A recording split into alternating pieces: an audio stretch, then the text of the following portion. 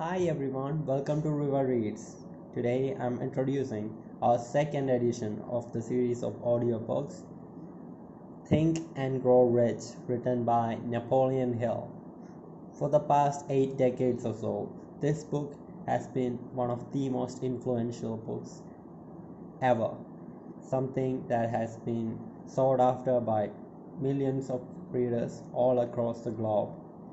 Today I'm introducing you guys to this great book. Hope you guys will have a great time. Think and Grow Rich. What do you want most? Is it money, fame, power, contentment, personality, peace of mind, or happiness? The 13 steps to riches described in this book offer the shortest dependable philosophy of individual achievement ever presented for benefit of the man or woman who is searching for a definite goal in life. Before beginning the book, you will profit greatly if you recognize the fact that the book was not written to entertain. You cannot digest the content properly in a week or a month. After reading the book thoroughly, this Dr. Miller Reese Hutchinson, nationally known consulting engineer and longtime associate of Thomas Alva Edison, said, "This is not a novel. It is a textbook on individual achievement that came directly from the experiences of hundreds of America's most successful men. It should be studied, digested, and meditated upon. No more than one chapter should be read in a single night. The reader should underline the sentences which impress him most. Later, he should go back to these marked sentences and read them again. A real student will not merely read this book, he will absorb its content and make them his own. This book should be adopted by all high schools, and no boy or girl should be permitted to graduate without having satisfactorily passed in an examination on it. This philosophy will not take the place of the subjects taught in schools, but it will enable one to recognize, organize, and apply the knowledge acquired, and convert it into useful services and adequate compensation without waste of time." Dr. John R. Turner, Dean of the College of the City of New York, after having read this book said, and I quote, "The very best example of the soundness of this philosophy is your own son, Blair, whose dramatic story you have outlined in this chapter on desire." Dr. Turner had reference to the author's son, who, born without normal hearing capacity, not only avoided becoming a deaf mute but actually converted his handicap into a priceless asset by applying the philosophy here.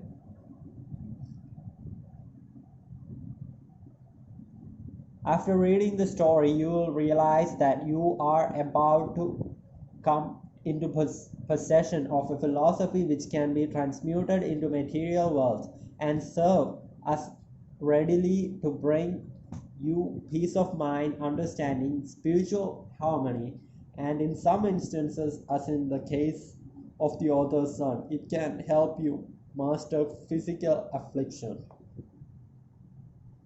The author discovered, through personally analyzing hundreds of successful men, that all of them followed a habit of exchanging ideas through what is commonly called conferences. When they had problems to be solved, they sat down together and talked freely until they discovered, from the joint contribution of ideas, a plan that would serve their purpose. You who read this book will get most out of it by putting into practice the mastermind principle described in this book. This you can do, as others doing so successfully, by forming a study club consisting of any desired number of people who are friendly and harmonious. The club should have a meeting at regular periods, as often as once each week. The procedure should consist of reading one chapter of the book at each meeting, after which the content of the chapter should be freely discussed by all members.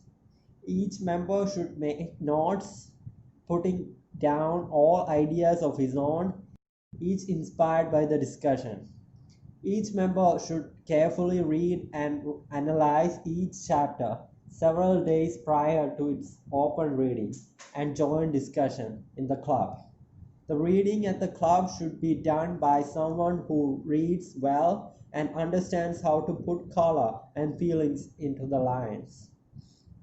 By following this plan, every reader will get from its pages not only the sum of total of the best knowledge organized from the experiences of hundreds of successful men, but more important by far, he will tap new sources of knowledge in his own mind, as well as acquired knowledge of priceless value from every other person present.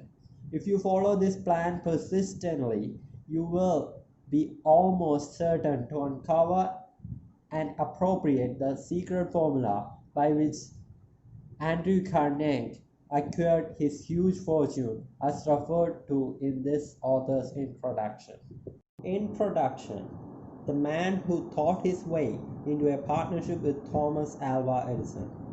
Truly, thoughts are things, and powerful things at that.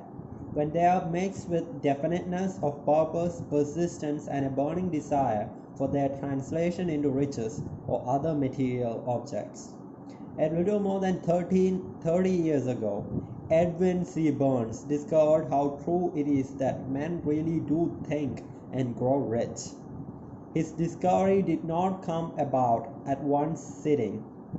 It came little by little, beginning with a burning desire to become a business associate of the great Edison. One of the chief characteristics of Burns' desire was that it was definite. He wanted to work with Edison, not for him. Observe carefully the description of how he went about translating his desire into reality, and you will have a better understanding of the 13 principles which led to riches. When this desire or impulse of thought first flashed into his mind, he was in no position to act upon it. Two difficulties stood in his way. He did not know Mr. Edison, and he did not have enough money to pay his railroad fare to Orange, New Jersey. These difficulties were sufficient to have discouraged the majority of men from making any attempt to carry out the desire. But his was no ordinary desire.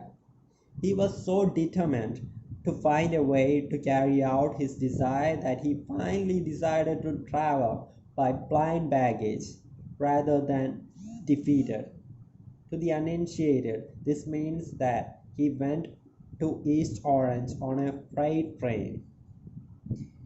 He presented himself at Mr. Edison's laboratory and announced that he had come to go into business with the inventor.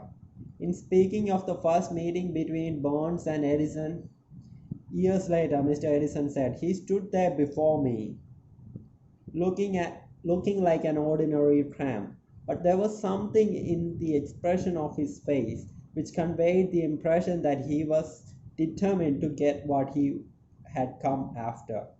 I had learned from years of experience with men that when a man really desires a thing so deeply that he is willing to stake his entire future on a single turn of the wheel in order to get it, he is sure to win. I gave him the opportunity he has asked for, because I saw he had made up his mind to stand by until he succeeded. Subsequent events proved that no mistake was made. Just what young Burns said to Mr. Edison on that occasion was far less important than that which he thought. Edison said so. Edison himself said so. It could not have been the young man's appearance which got him his start in Edison's office, for which was definitely against him. It was what he thought that counted. If the significance of this statement could be conveyed to every person who reads it, there would be no need for the remainder of this book. Burns did not get his partnership with Edison on his first interview. He did get a chance to work in the Edison's offices at a very nominal wage, doing work that was unimportant to Edison, but most important to Burns because it gave him an opportunity to display his merchandise, which where intended partner could see it. Months went by. Apparently nothing happened to bring the coveted goal which Burns had set up in his mind as definite major purpose. But something important has happened in Burns' mind. He was constantly intensifying his desire to become the business associate of Edison. Psychologists have correctly said that when one is truly ready for a thing, it puts in its appearance. Burns was ready for a business association with Edison. Moreover, he was determined to remain ready until he got that which he was seeking. He did not say to himself, "Oh well, what's the use? I guess I will change my mind and try for a salesman's job." But he did say, "I came here to go into business with Edison, and I will accomplish this end if it takes the remainder of my life." He meant it. What a different story men would have to tell if they would adopt a definite purpose and stand by that purpose until it had time to become an all-consuming obsession. Maybe young Burns did not know it at that time, but his bulldog determination, his persistence in standing back of a single desire was destined to mow down all opposition and bring him the opportunity he was seeking. When the opportunity came, it appeared in a different form and from a different direction than Burns had. That is one of the tricks of opportunity. It has a sly habit of slipping in by the back door and often come disguised in the form of misfortune or temporary defeat. Perhaps this is why so many fail to recognize opportunity. Mr. Edison had just perfected a new office device, known at that time as the Edison dictating machine, now the Ediphone. His salesmen were not enthusiastic over the machine. They did not believe it could be solved without great effort. Burns saw his opportunity. It had crawled in quietly, hidden in a queer-looking machine, which interested no one but Burns and the inventor. Burns knew he could sell the Edison's dictating machine. He suggested this to Edison and promptly got his chance. He did sell the machine. In fact, he sold it so successfully that Edison gave him a contract to distribute and market it all over the nation. Out of that business association grew the slogan, "Made by Edison and installed by Burns." The business alliance has been in operation for more than 30 years. Out of it, Burns has made himself rich in money, but he has done something infinitely greater. He has proved that one really may think and grow rich. How much actual cash that the original desire of Burns has been worth to him, I have no way of knowing. Perhaps it has brought him $2 or $3 million, but the amount, whatever it is, becomes insignificant when compared to the greater asset he acquired in the form of the definite knowledge that an intangible impulse of thought can be transmuted into its physical counterpart by the application of its own principles. Burns literally thought himself into a partnership with the great Edison. He thought himself into a fortune. He had nothing to start with except the capacity to know what he wanted and the determination to stand by that desire until he realized it. He had no money to work with. He had little education. He had no influence, but he did have initiative, faith, and the will to win. With these intangible forces, he made himself number one man with the greatest inventor who ever lived. Now let us look at a different situation and study a man who had plenty of tangible evidences of riches but lost it because he stopped 3 feet short of the goal he was seeking for. 3 feet from the goal. One of the most common causes of failure is the habit of quitting when one is overtaken by temporary defeat. Every person is guilty of this mistake at one time or another. An uncle of R.U. Darby was caught by the gold fever in the gold rush days and went to West to dig and grow rich. He had never heard that more gold has been mined from the brains of men than has ever been taken from the earth. He staked a claim and went to work with a pick and shovel. The going was hard, but his lust for gold was definite.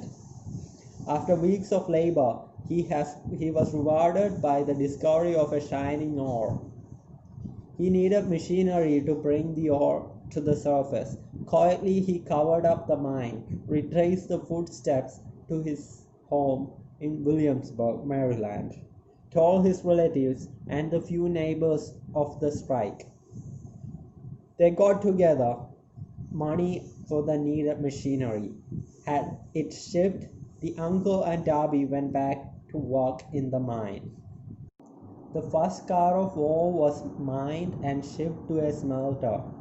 The return proved they had one of the richest mines in Colorado. A few more cars of that ore would clear the debts. Then would come the big killing in profits. Down went the drills, up went the hopes of Darby and uncle. Then something happened. The vein of gold ore disappeared.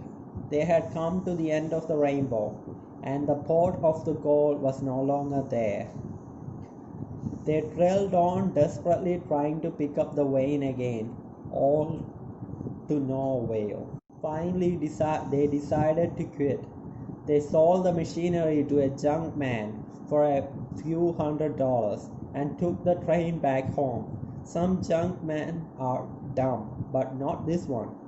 He called in a mining engineer to look at the mine and do a little calculating. The engineer advised that the project had failed because the owners were not familiar with the fault lines. His calculations showed that the vein would be found just 3 feet from where the Darbys had stopped drilling. That is exactly where it was found. The junk man took millions of dollars in ore from the mine because he knew enough to seek the expert counsel before giving up. Most of the money which went into the machinery was procured through the effort of R.U. Darby, who was then a very young man. The money came from the relatives and neighbors because of the faith in him. He paid back every dollar of it, although he was years in doing so. Long afterward, Mr. Darby recouped in his loss many times over. When he made the discovery that desire can be transmuted into gold. The discovery came after he went into business of selling life insurance. Remembering that he lost a huge fortune because he stopped 3 feet from gold, Darby profited by the experience in his chosen work by the simple method of saying to himself, I stopped 3 feet from gold, but I will never stop because men say no when I ask them to buy insurance. Darby is one of a small group of fewer than 50 men who sell more than $1 million in life insurance annually. He owed his stickability to the lesson he learned from his quittability in the gold mining business. Before success comes in any man's life, he is sure to meet with much temporary defeat and perhaps some failure. When defeat overtakes a man, the easiest way and logical thing to do is to quit. That is exactly what majority of men do. Moreover, 500 of the most successful men in the country has ever known told the author their greatest success came one step beyond the point at which defeat had overtaken them. Failure is a trickster with a keen sense of irony and cunning. It takes delight in tripping one, and when success is almost within reach,